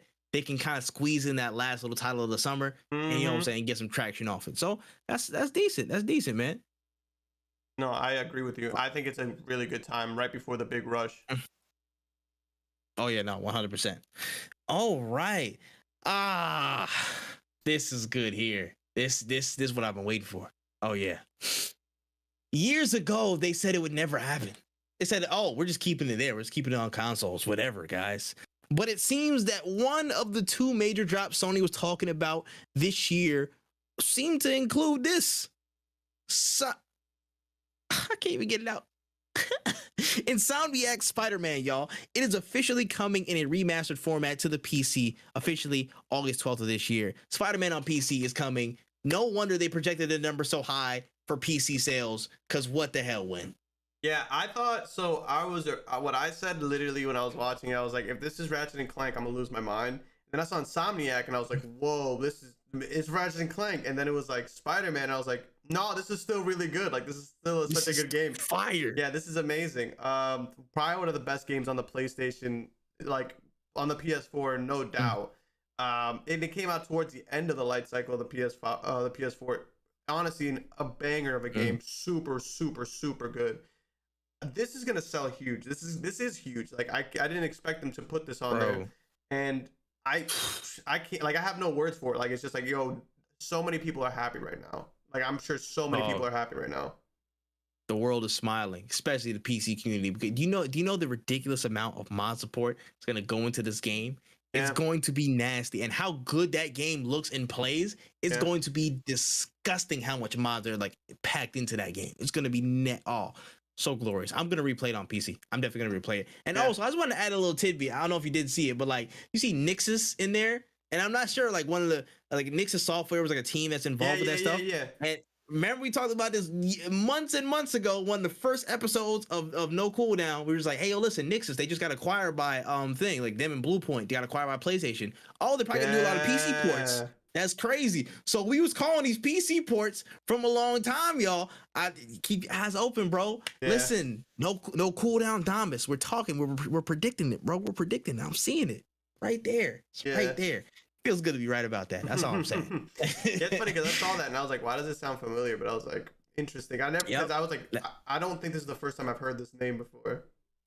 That was like one of the first 3 episodes that we've ever done. That was definitely one of the topics on it. When they first got acquired, like, it was them, and then I think it might have been Housemarque or Bluepoint. It was like a back-to-back episode. Yeah. And I think it was a part of the 2. So yeah, we definitely talked about it before. It was like, yeah, they're gonna do a lot of PC stuff, or we were predicting like, yo, they're probably gonna get like heavy into the PC stuff down the line. And who was right? Us. Feels good. Anyways, on to the heavy hitters of the conference for PlayStation. So let's talk about it. First and foremost on the list, the Callisto Protocol made its latest appearance with a chilling trailer, all in engine of gameplay and a couple story bits from the Striking Distance Studios game. I'm about to say headed up by former Dead Space devs and ex Call of Duty lead Glenn Schofield. It's set to drop December 2nd of this year, getting ahead of the Dead Space drop in early 2023. Man, interesting. I was not expecting to see it this soon, but how you feel about it, Win? It looks really good. The whole time I was watching, I was like, this looks like Dead Space. It looks like people who wanted another Dead Space game and wanted to do it their way. I'm excited. This is actually funny because I don't like horror games at all, but I might play this game because it looks really, really, really good. Like, not only does it look like it has a great horror aspect, but it also looks like you can defend yourself, which is a huge plus for me. If I ever play a horror game, if all I get is like a flashlight and like being able to like shoo monsters away, I'm not playing it. But like if you can give me a way to defend myself, then I'm way more inclined to play it. This game looks pretty nuts. I'm excited for it. I want to play this, and I don't like scary games at all. Agreed, bro. What's going on, man? Like, it's just something in the air with all this stuff, bro. It's something in the air, bro. Like, Resident Evil 4 is out now. I want to play this game again. Well, I mean, I always like Resident Evil 4, but this is a scary game. It still counts. This is dropping. Dead Space is dropping. Outlast Trials somewhere out there, and I want to try all of them. Mm-hmm. It's weird, but this game looks so good, man. It looks really, really good. Some of the sequences look so visually like stunning. I think it's visually stunning, especially in like these tight corridors and like some of the bleak areas. I can tell this game is gonna scare the hell out of me like multiple times. Like, do you see that part where like he's moving past the body and then it just does the Forrest Whitaker with the one eye just opens up and looks at him? I was like, bro, hiss off. Already from the trailer, I was like, bro, there's too many scary moments, bro. Too many heart attack moments in there. I think this is gonna be really good, and I think the conversation is gonna be had on whether this or Dead Space will be better. Because again, ex Dead Space devs are working on this, and then you have a new Dead Space team working on the new remake. So, and they're dropping, one's December 2nd, the other one's gonna be January or February 2023. Yeah, it's gonna be a quick window. So I think the battle is there. I honestly didn't think too much of Callisto Protocol just yet until I saw this today. But we could have a little competition on our hands, man. It could be a tight race to see which survival horror game pans out to be the better one. Yeah. Dead Space cannot fumble that release because it might bury that franchise and we might never see it again. That's also a fact, man. It's some pressure, bro. I want both of them to be fired, but it's pressure now. Like, it's pressure now, boy. If both of them were good, it wouldn't be a problem. Like, we would all still play both. Like, I myself, I would still play both of them. I don't think it would ever be an issue if both, because there's only really 2 space horror games out, like, that I can think of at least. Which is Dead Space. I mean, Dead Space is the most popular name, but if Callisto Protocol is a good game, it might the genre might open up a little bit. Yeah, man. We all win, man. There's more stuff in there. Yeah. Again, something that was also really interesting. They were previously trying to set the Callisto Protocol in the PUBG universe. Like, it was tied to that. For some reason it was just tied to the PUBG universe. And it was like gonna be some links. But they was like, nah, we got to make it its own thing. But there are some Easter eggs that lead Glenn Schofield said it's going to be in there. But we were like, yo, this kind of got to be its own separate entity. So let's not mess with it too much. I'm happy they did that. I didn't need that connection. I'm good. Yeah. You can hold that. That's all good. But yeah, looks really, really good. I cannot wait till December 2nd, honestly. Yeah, same. Yeah, my wallet's gonna be in shambles, for fuck's sake, man. Yeah, we're never recovering financially. Never. I need to start hustling. This is ridiculous. I need to start selling my body, probably, or something. I don't know. Allegedly. Don't worry about it. Listen, I'm just thinking out loud. Don't worry. No, y'all didn't hear this. Anyways, on to the next topic. And like we gotta kind of bring it back to a chronological sense. You know what I'm saying? I'm sitting there getting my my face ready and stuff like that for the reactions, for the recording and stuff. It starts out dark screen. All you see is the banger. All you see is 3, 24, 23. That's like one of the first times in a minute I've seen a trailer start out with the date. Yeah. That's like one of the first times in a long time where I've ever seen that. And then you just see the R and then all the Spanish music and stuff, Spanish guitar going crazy. It kind of pans out a little bit. Resident Evil, and then the 4. Resident Evil 4 remake is real. It's coming. It's on the way. Now, I know we've had a bunch of these remakes, but this is the best one. And I don't give a damn what y'all think. I don't give a fuck. I don't give a fuck. Resident Evil 4 is one of those top tier games. It's a top tier entry into the franchise. Has a really new, sharp look. Of course, we're stepping back into the shoes of Leon Kennedy as he is assigned to rescue his daughter, the daughter to the president, rather, Ashley Graham. I ain't gonna give you the whole story because if you don't know by now, you probably ain't played it, and you can just go play in the remake, whatever. It looks dope. It looks really, really dope. They didn't show too much off, but visually, it looks stunning, man. I cannot wait to get my hands on it. How do you feel about all of this? It makes me want to go back and beat the other remakes because I own 2, and I think I didn't beat it mostly because I was just like I was headshotting zombies and they weren't dying, and I was like, bro, I don't feel like running past people. I need to. This ain't the plan. You know what I'm saying? I was just like bang, and the kid he was, and I'm just like, all right, I'm over this. I might go back because I'm really in it for the story. I'm not really in it for like the story and the jump scares. It's fine. I hated when I played Resident Evil games and I started running out of bullets because I like fighting everything. And I was just like, so I might just go back, play it, and just put it on easy or something. Because I'm only there for the story. But this looks really, really good because I heard 4 was the best one. I have actually never played 4. Everybody says that 4 is the best one, so I would love to play 4.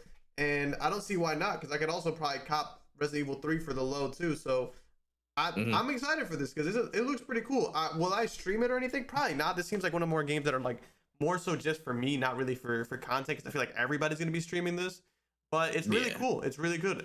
Resident Evil fans, as always, they are eating. Yeah, eating, bro, eating. And I will say this, but my favorite probably comes down to a couple of them, but probably the most like I guess acclaimed favorites I think in my opinion is either 4 or Code Veronica. It's probably like the 2 best Resident Evils. What people say and what I generally agree and believe. But Resident Evil 4 holds a special place in my heart, man. It's such a good game. Revitalized the franchise when it was getting a little bit stagnant. Gave it a whole new lease on life. One of the first games that I actively remember playing with my family, especially my 2 brothers. Like my little brother would be an organizer, my older brother would just like play sections, I play sections and do our thing. Like, oh my gosh, it's so good. It's so good. And if you understood why I said what I said at the beginning of the show when I introed it, is because one of the most obnoxious, but like he's low-key one of my favorite characters in like gaming in general, just because he's so annoying. There's a guy named Salazar, and I'm pretty sure he's gonna be in this game to some degree.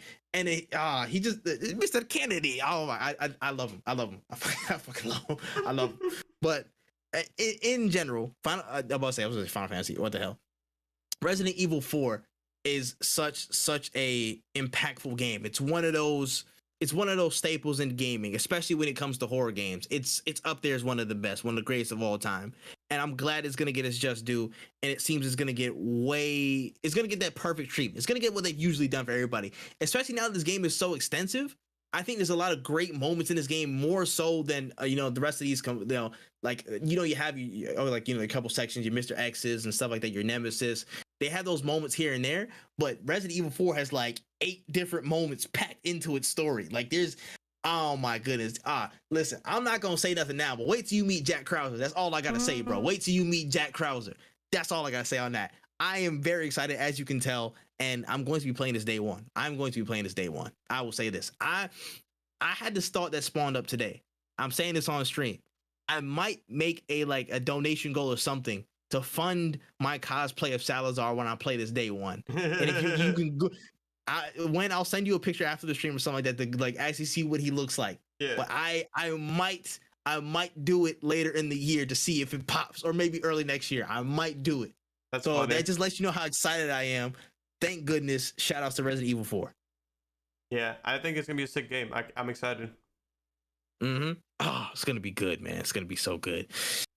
Whew. Anyways, we're not even going, get off the Capcom tip. Yeah, hold up. We still on the Capcom vibe. Let's wait. Out of nowhere, Resident Evil, had his trailer, went down, did this whole thing, and Street Fighter 6 just flashed onto the screen, bruh. Like, out of this whole out of nowhere, out of darkness, bro. They had a whole lot to show off. This trailer was really packed.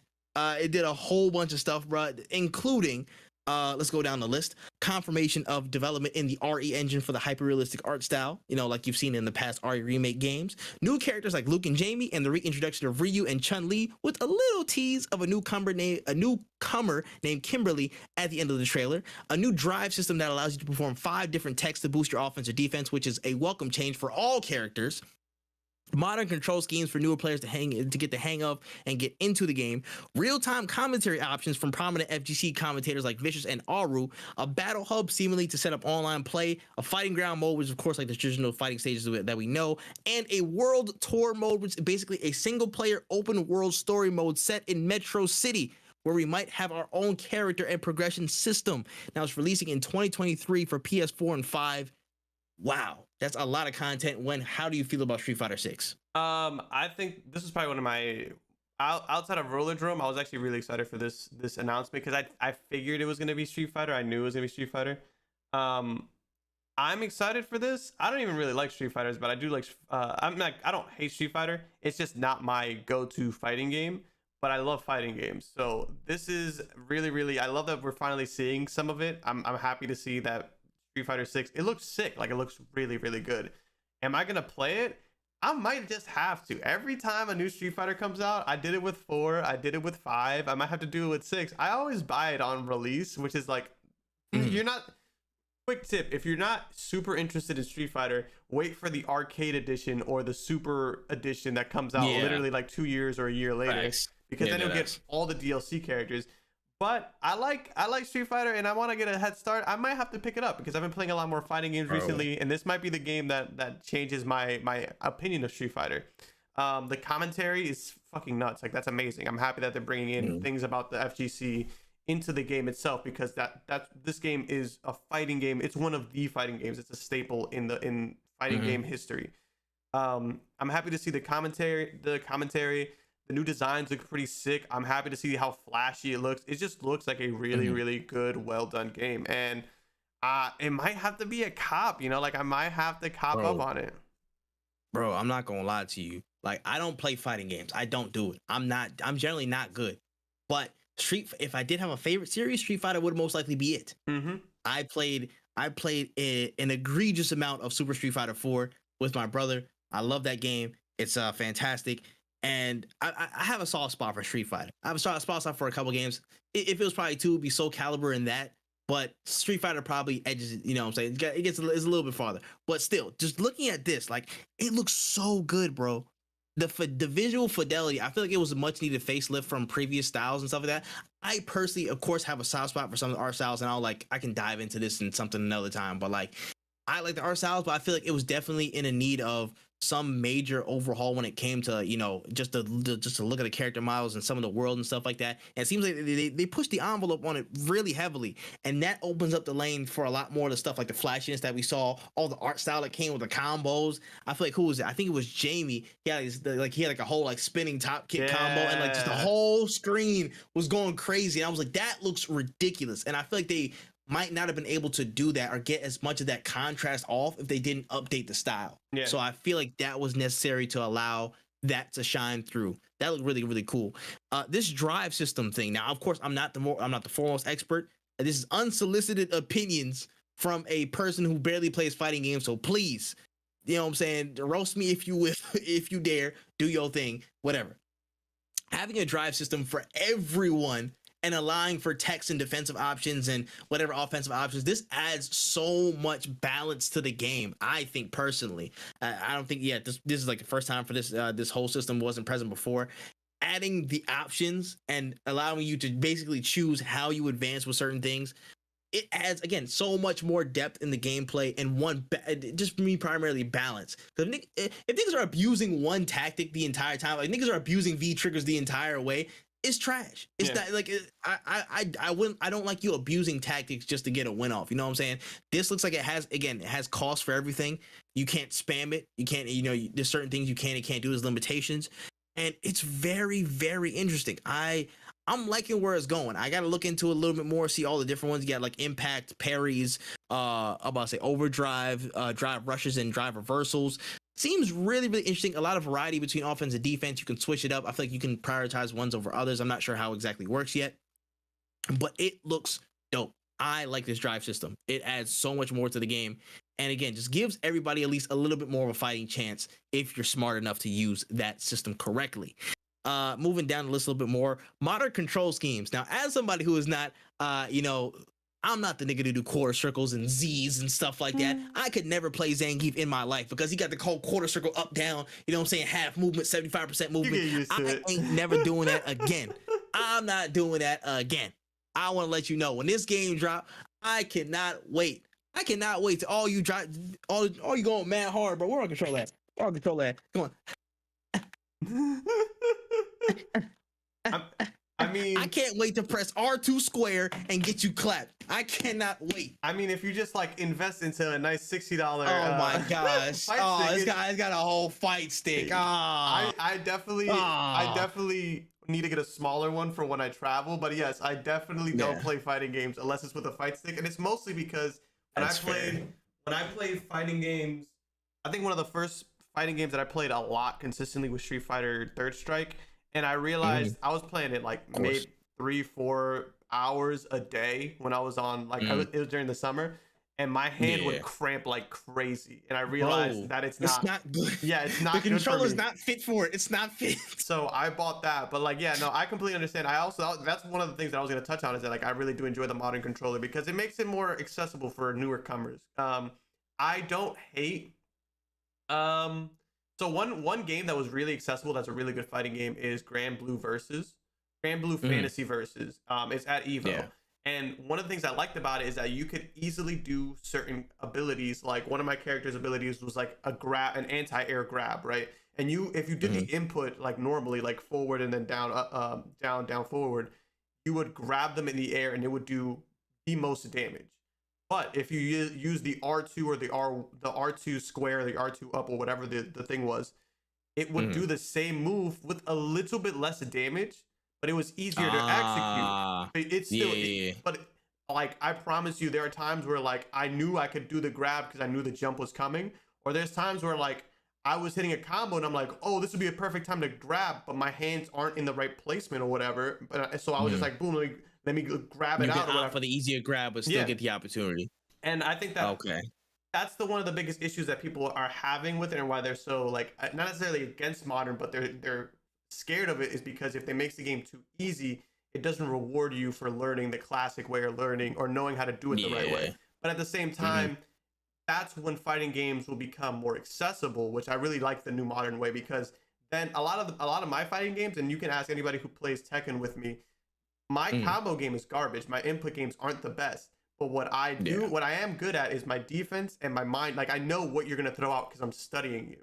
And that's for me the beauty of fighting game. It's not about the crazy inputs or about doing the combos. It's about learning your opponent. And that's what tendencies. Yeah. And that's what I think people will really enjoy about this game, hopefully, is that like with when you take away that barrier of having to know how to do charge attacks or like shit like that. Once you don't have to worry about Z's and like the circles, and you're just playing the game to play the game, and it's a mind game, it becomes like why people like playing Apex. It's like, I'm shitty at shooters, but I know he's gonna peek this door, so I'm gonna just hold this line right here, kind of thing. You know what I'm saying? So I'm excited. I think this is gonna be a really good intro for a lot of people, and I can't wait for Street Fighter 6. Like the more people I see excited for it, the more likely I am to cop it on release. Bro, I'm low key. I low key want to cop it and get back into fighting games for real. Like before that, I'm thinking of getting. I know y'all was talking about the other day. I'm like, I might get into Tekken, bro. I might actually like pull the trigger. I might actually have to pull the trigger. It's like low key. Me, Chaz, and two of Chaz's friends were all like playing Tekken consistently now because they went to Combo Breaker, and I want to go to Combo Breaker next year. So this would be the time. Right now would be the time. Yeah, I'm low key. I'm thinking about it, bro. I'm thinking about it, man. I'm like, Multiverses came through, and I was like, yeah, that's cool, man. I kind of got that itch. Like, yo, I actually might want to do some stuff with this, bro. Are really good, man. But I know for me, I'm so hasty. I can't get a combo out because I go too fast on the input, and I'm just like, oh shit, I can't get it out, and then I get my ass whooped. Once you play fighting games enough, you realize that it's not, the combos aren't like a Tony Hawk game where you're just like trying to press the Yeah. buttons as fast as possible.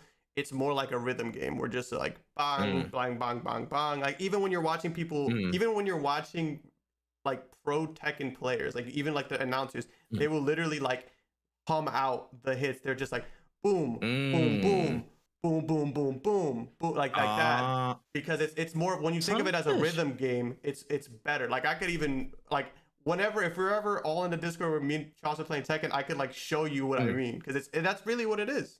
Yeah, nah, like, and the thing about Tekken, do every day. The thing about Tekken doesn't really have quarter circles and dragon punches and shit like that. Like some characters do, but a lot of it is really just the rhythm. It's really like my Miguel, his combo is like down 2, where there's like 4 buttons that you use.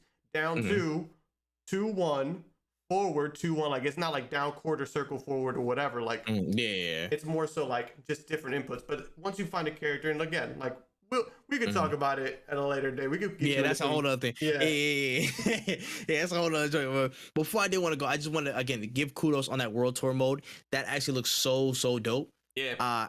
If we can actually have an RPG element to where we can customize a character, like we can acquire different moves, like a Dragon Ball Z game, like an Infinite World type thing where we make our own character, but we can get combos and attacks from all these different characters, or at least learn from them or something like that. Like they mentioned Metro City, and if you like people who don't know, like the mayor of Metro City is a character. It's Cody. Yeah. Like that's deadass. He's the mayor. So I'm like, you could see him. We saw Chun-Li in there. We saw Ryu at some points in some corners and stuff like that. Like it seems like it's a real embedded experience. I'm like, I don't know what the exact premise is of it. Like you gotta fight to be the best. Excuse me. Like I fight to be the best, or you're in a tournament or whatever. But if you're able to build your own character that has like certain inputs and fighting styles, that's a fire ass thing right there off the top. Like that could be like game changing, bro. We haven't seen any open world stuff in a fighting game like that since what? Shaolin Monks. Like what? Yeah, Shaolin Monks, Mortal Kombat Deception, early Soul Calibur, I think. Maybe.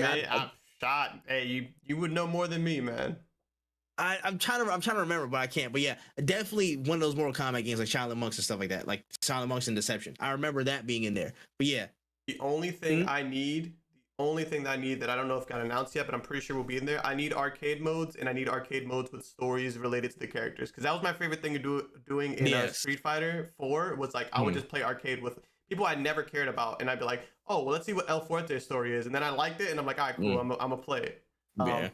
Honestly, and I feel like it definitely will, because from what I saw on the timeline and everything like that, it seems like this picks up where, like, I think it was the end of Third Strike. Like, it actually progresses the story. Like, it's not no prequel or in between stuff. Like, this is actually the next continuation of what happened from Third Strike. So, it was actually mad funny. Somebody pointed out, and it hit me too. Like, Ryu was wearing like the little sash thing and all that. Yeah, he looked like Goken. Yeah, he looked like Goken. Yeah. And I was like, bro.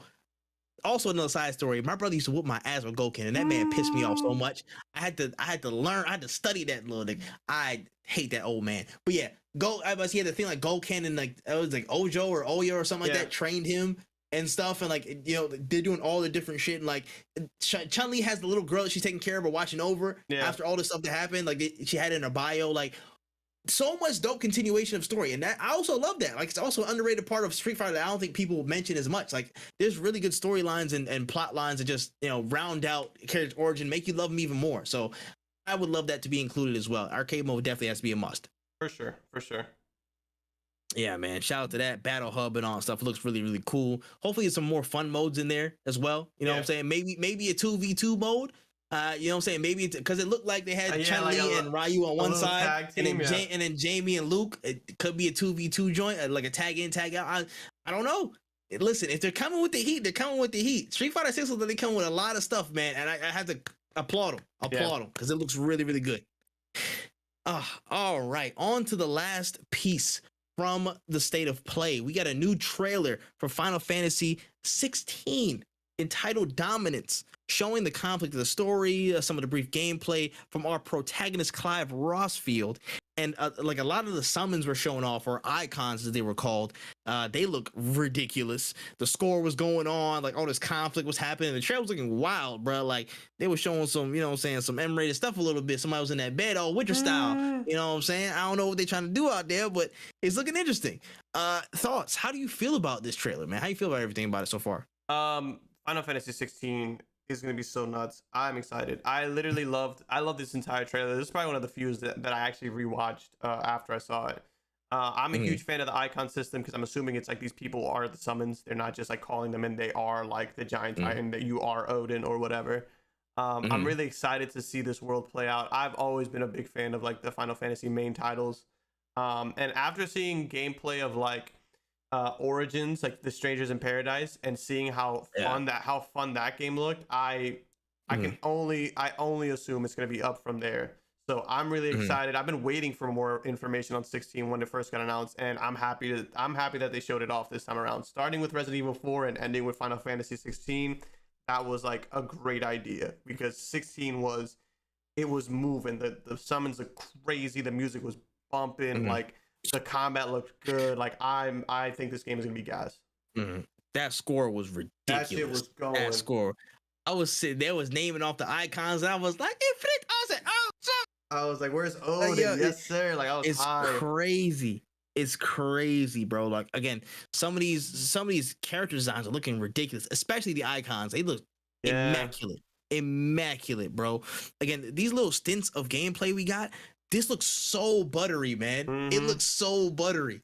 I don't know what they put into this, bro, but they doing something right. They doing something right, man. Like again, good takedowns. They have like these are a good mix of like attack, fire spells and stuff. Like the enemy varieties are always really good in these games. Like what can I say except like it's really, really solid. The only thing I need to get a better grip of is just the narrative and how it's going. It seems like it's a lot of political stuff that's going on, like again, like conflict between kingdoms and clashes and stuff. It's really, really interesting, and I'm really curious to see how everything pans out with the story and stuff, because I feel like that's, you know, one of the main drivers of that. And we'll get some more, I guess, context and information over the coming months. They had a blog post about it, and I'm gonna read into it more. But just off of the trailer and how it looks like it's in a great shape. And again, for the summer 2023 release window, I think it might be ready. I think it might be that time, bro. So many games are coming out in 2023 and my wallet will not survive. You're gonna have to burn it after. It's not good, bro. It's not good for my health. But my heart's gonna be so happy. Like the Final Fantasy 16 looks gas. It looks absolutely gas, man. It looks insane. Bro, the game of the year race for 2023 looks it's ridiculous. That's a whole nother conversation for another day when we get to the end of this year. Like that's gonna be a ridiculous race. But all I can say for Final Fantasy 16 is wow. I need it ASAP. Yeah, facts. I feel the same way. All right. And yeah, let's just kind of get the overall feel for the show, man. Our overall rating will go, you know, grading system A to F minus, A plus to F minus, or whatever. How do you feel about the show, the pacing, all the inclusions, the timing? What's your score? I want to say B minus, or like B, probably more leaning towards B, just because they told us ahead of time it's VR, but they still gave us some shit. Like they didn't have, if they would have showed all VR, I'd have been like, that's what they told us it was gonna be. Like I can't be mad at them for that. Because they said third party, but third party is technically VR too. Like that's still like, they showed us third party VR. Yeah, like it counts. So them showing us like some gas, like some Resident Evil 4, some Street Fighter, them showing us like just those three big announcements, Final Fantasy, Street Fighter, and Resident Evil 4, like that's good enough for me. That covers ground. That covered enough. It covered enough of the quota for me, honestly, to be like, yo, this was decent. And some gas that we never heard of, like Roller Drone, like that was all in all for 40 minutes. That was heat. That's like those 4 announcements. Even if each one of them was like 2 minutes long, that means that like I only wasted like 8 minutes before something cool happened. So like I'm gonna just say a B. Thanks.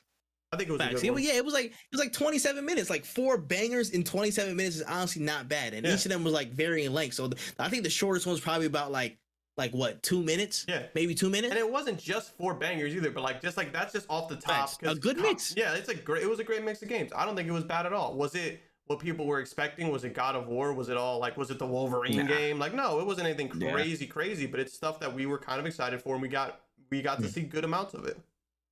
Facts. That they didn't skimp on. They didn't really skimp this time around. They actually provided good stuff.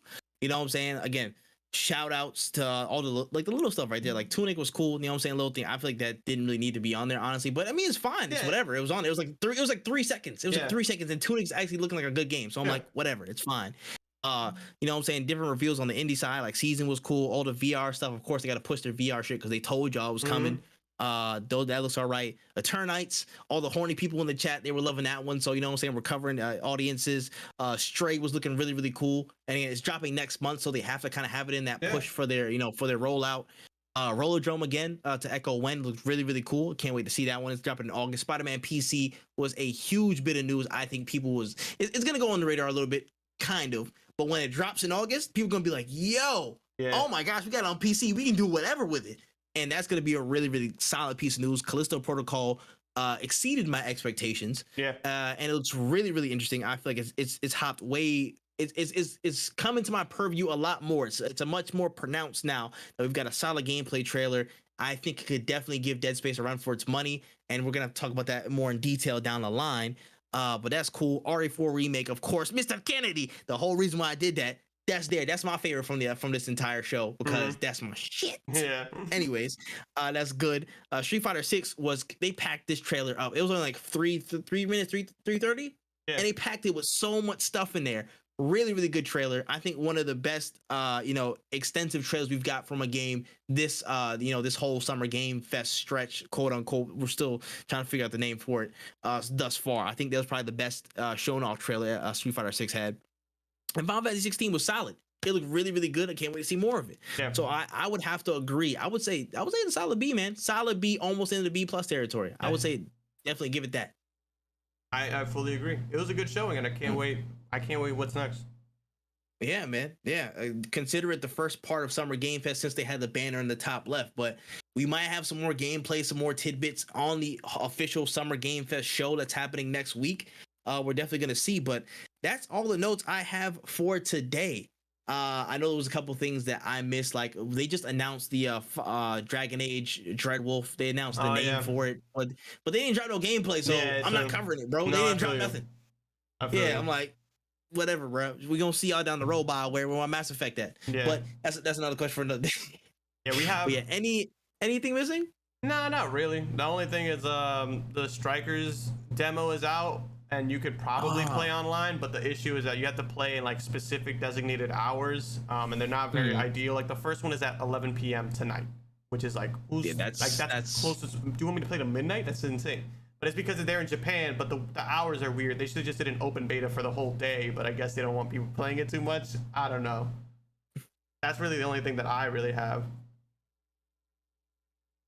This man Jay looking at Salazar. I'll show you Salazar in a second. But I think that's pretty much it, man. Wow, episode 26, man, we down.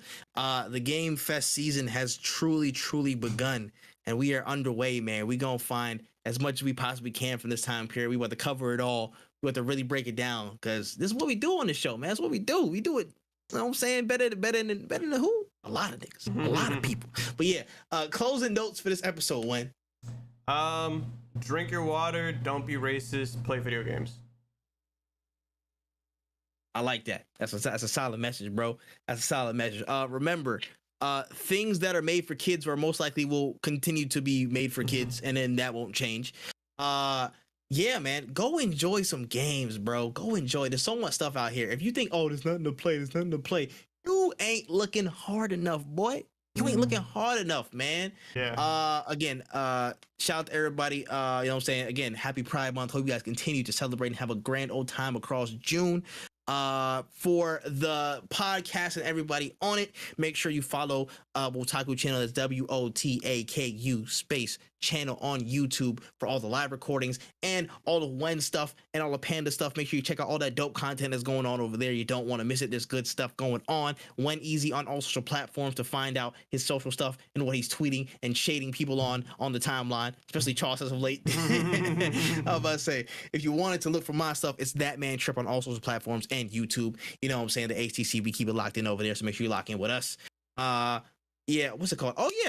almost forgot. Rate this damn thing 5 stars on Spotify, on Apple Podcasts, Google Stitcher, Anchor. Make sure you rate it, share it with your friends, share it with a messenger pigeon, share it with the snails, share it with the birds in the sky. You know what I'm saying? Share it with everybody, and then share it again, because I don't think they got it right the first time. So make sure you get it out there. We out here, we growing, we doing it, man. Life is good right now. Life is good. We about to be eating for real, for real. It's a good time to really start looking into games, man. I'll be honest with y'all. Without further ado, that's been episode 26. And no cooldown. We are out of there. Boom. All right. We're good. Let me go to the bathroom. Yeah, take it. Yo, we got it. We beat the timer, baby. We beat the timer. That's great. That's great, man. That's great. Jeez. Oh my goodness. Let me see. Gotta look down here. Yes, that's another one in the books. Another one bites the dust. Moral of the story: Star Wars fans equals Arsenal fans. Wow, Jay. Wow. That actually is not the case whatsoever. Jay, fuck you, buddy. Fuck you. All right. Nah, you wildin', bro. You wildin'. This man said, nah, bro. They would never wear a Chewbacca fit to a game, bro. They would never do that. Actually, there is kind of somebody called Gunnosaurus, but that's a mascot. That doesn't count. That don't count for nothing. All right. Yeah, man. We freaking made it though. Oh, this space of time, a trash bunch. This guy hating, bro. Keep hating, bro. We gonna keep shining. It's all good. It's all good. Smooch. Deserve nothing nice. Wow, that's hurtful, bro. That's my heart right there. That's my arteries. You know what I'm saying? I felt that. Ugh. But nah, man.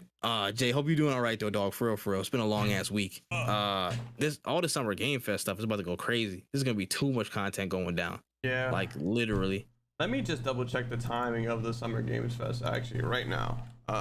Yeah, it should be Thursday at like 3, 4. If I'm not mistaken. That's the only showcase? I think there might be some like small interviews and stuff afterwards, but they were promoting stuff for the main show. Yeah, I don't need anything.